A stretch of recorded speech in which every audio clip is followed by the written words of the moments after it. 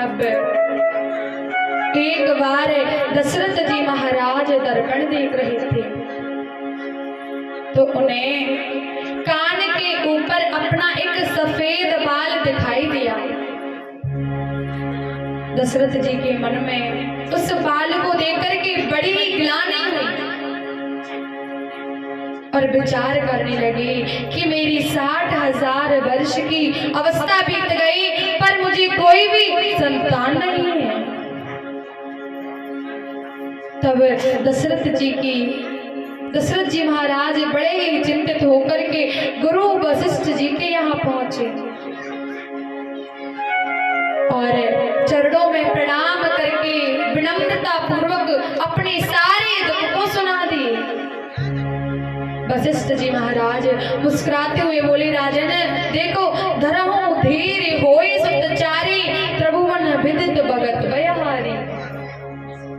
राजन देखो, तुम धैर्य को धारण रखो।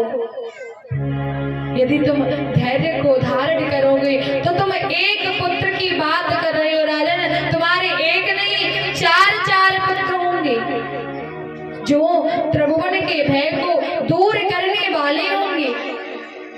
इनके बाद वशिष्ठ जी ने श्रृंगी ऋषि को बुलाकर के पुत्र कामेष्टि यज्ञ करवाई। श्रृंगी मुनि भक्ति सहित आहुति दी। इस यज्ञ से प्रसन्न होकर के अग्नि देव स्वयं चरु लेकर के प्रकट हो गए और दशरथ जी को उस चरु को प्रदान कर दिए। उस चरु का आधा भाग महाराज दशरथ ने कौशल्या माता को प्रदान कर दिया और आधे में से 2 भाग किए, जिसमें से एक भाग कैकेयी और एक भाग सुमित्रा माता को दे दिया। अब जो सुमित्रा माता का जो भाग था उसे एक चील पक्षी झपट्टा मार करके ले गया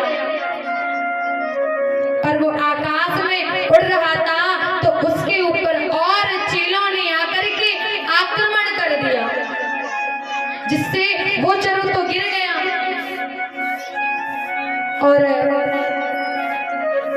तब वो चरु अंजना माता के सीधा मुख में गिरा। उसी के द्वारा हनुमान जी महाराज का प्राकट्य हुआ। बोली हनुमान जी महाराज की जय हो। जय जय श्री राधे श्याम। अब जब सुमित्रा जी का चरु चील ले गया तो माता कौशल्या और माता कैकेयी ने अपने चरु में से आधा चरु माता सुमित्रा जी को प्रदान कर दिया। इसलिए सुमित्रा माता जी को 2 संतानें हुई। अब तीनों रानियों ने उस चरु का पान कर लिया। तीनों माताएं गर्भवती में। कहते हैं जिस दिन से प्रभु गर्भ में आए हैं उस दिन से संपूर्ण सृष्टि सुख संपत्ति से छा गई। राजा रानियों का बहुत अधिक स्वभाव हो रहा है। अब तो भगवान के प्राकट्य का समय